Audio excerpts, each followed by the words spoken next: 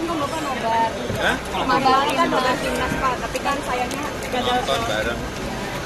Mana Pak, kemarin pada akhirnya gagal ke final meskipun ada banyak drama-drama. Pak, ke depannya harapannya apa sih? Sebuah pertandingan itu pasti ada menang, ada kalah. Dan tadi malam saya melihat semangat kerasnya dan perjuangan kerasnya timnas U23 memang belum kemenangan. Dan kesempatan dan peluang untuk masuk ke Olimpiade itu masih 2 kali diperebutkan di juara 3-nya, dan kalau ya kita harapkan bisa masuk, kalau enggak masih ada pertemuan lagi nanti dengan dunia dari Afrika. Kalau feeling saya masuk Olimpiade, insya Allah ya. Pak, sedikit target Pak untuk Pak Menteri Pak.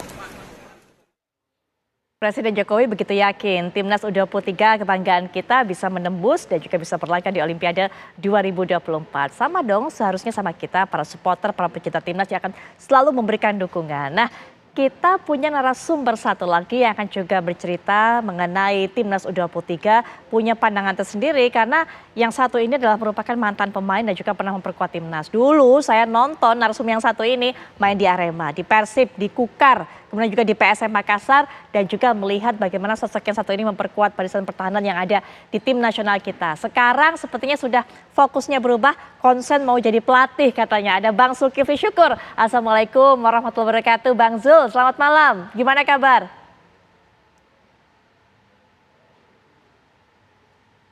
Bang Zul? Bang Zul sepertinya masih di mute, kami belum bisa mendengar suara Bang Zul. Ya, halo ya. Bang Zul, gimana kabar? Ya, Assalamualaikum. Baik. Alhamdulillah baik. Alhamdulillah baik. Bang Zul, Alhamdulillah. ya terus mengikuti ya timnas U23 ini, menyaksikan setiap pertandingan? Iya. Ya, nonton terus ya Bang, setiap pertandingan timnas U23? Iya. Oke, Bang Zul, ini gimana melihat kans dari para pemain timnas kita? Kemarin kan kita sudah mendapatkan cobaan yang begitu berat dari Uzbekistan. Besok malam itu akan berhadapan dengan Irak. Waktu istirahatnya hanya sekitar 2 hari. Bagaimana kemudian melihatnya? Cukup nggak istirahat ini untuk para pemain recovery fisik dan juga mental, Bang Zul? Iya, kalau saya melihat sih kalau dari maaf ya, kalau dari ilmu kepelatihan memang waktu 2 hari itu sudah cukup lumayan. Apalagi memang seorang atlet itu dibutuhkan 48 jam waktu recovery, dan itu dengan 2 hari ini saya pikir cukup. Tetapi saya melihat di sini adalah bukan mengenai recovery mereka, tetapi mengenai mental, ya, mengenai mental. Apalagi di pertandingan kemarin secara mental memang kita sangat terpukul ya mengenai hasilnya. Terus ada beberapa keputusan wasit yang cukup kontroversi. Itu mungkin pelatih harus lebih fokus ke pengembalian mental mungkin ya. Artinya walaupun ini hanya perebutan tempat ketiga, tetapi ada target yang kita harus capai, yaitu bagaimana supaya tim ini bisa lolos ke Olimpiade. Betul, punya target. Target ini kan harusnya jadi motivasi berlebih begitu kan, Bang Zul? Bisa nggak kira-kira motivasi seperti ini menjadi dorongan bagi para pemain untuk menguatkan mental mereka, untuk mentalnya bisa kembali saat berhadapan dengan Irak nanti, Bang Zul? Bisa, apalagi kemarin dengan adanya dukungan langsung oleh Ketua Umum kemarin yang secara langsung ya datang ke locker room ya, memberikan arahan kepada seluruh pemain untuk kembalikan mental mereka, untuk lebih cepat bangkit lagi untuk memperebutkan tempat ketiga. Bukan berarti kita tidak lolos ke final, bukan berarti misi kita gagal, enggak. Saya pikir dengan pencapaian sekarang pun bisa dikatakan sangat bagus ya, di luar dari ekspektasi semua orang. Apalagi di target awal kan kita hanya ditargetkan untuk bisa tembus 8 besar, tapi dengan tembusnya kita semifinal ini pencapaian yang luar biasa bagi saya. Ya, baik. Bang Feve, recovery mental ini menjadi hal yang paling penting untuk para Betul. pemain kunci besok. Ya. Ada juga mungkin yang harus disoroti, pemain nggak trauma sama wasit, Ya. pemain nggak trauma juga dengan VAR. Itu sehingga kemudian bisa bertampil lepas pada esok malam, Bang Feve. Iya, ini kembali masalah psikologis ya. Kalau saya pikir psikologis dari setiap pemain ini ya memang sangat penting untuk bisa kembali dipompa, terutama juga mental. Dan saya melihat di sini bagaimanapun juga sosok seorang pelatih itu sangat penting untuk bisa kembali memompa semangat juga psikologis pemain, sehingga akhirnya mereka bisa melupakan semua yang kejadian di partai sebelumnya melawan Uzbekistan. Dan saya melihat memang itu sangat penting. Saya setuju dikatakan oleh Bang Zul ya, bahwa memang dari segi permainan mungkin atau juga dari segi stamina recovery mungkin nggak terlalu banyak Masalah ya.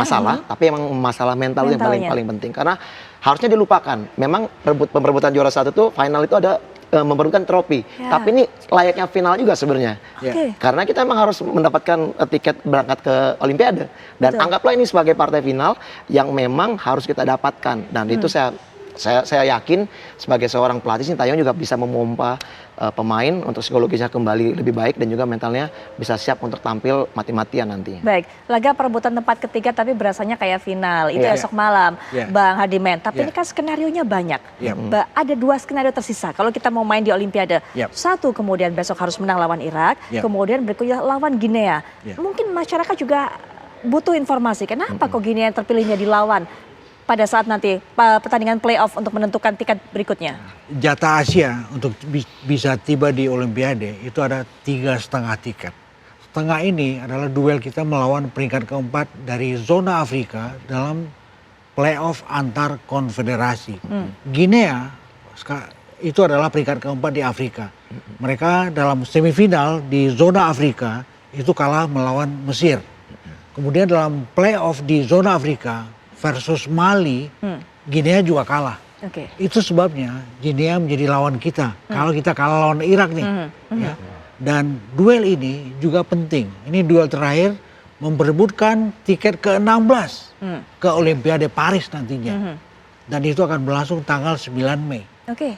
Di mana itu di Clairefontaine di Paris. Lebih persisnya 50 km dari kota Paris. Ini adalah markas tim nasional Prancis. Dan duel ini tentu akan sangat menarik. Kalau Indonesia sebutlah sekali lagi kalah melawan Irak. Betul. Dan kita harus ketemu dengan Guinea. Dan boleh jadi skuad Indonesia pasca melawan Irak besok dan kita kalah, sebutlah seperti itu. Iya. Kita tidak pulang ke Indonesia. Saya pikir Indonesia langsung ke Paris. Oke. Di mana itu menjadi medium pertempuran Indonesia melawan Guinea. Persis seperti yang dijelaskan oleh situs resmi FIFA. Oke. Tetapi Putri, saya tidak berharap itu terjadi.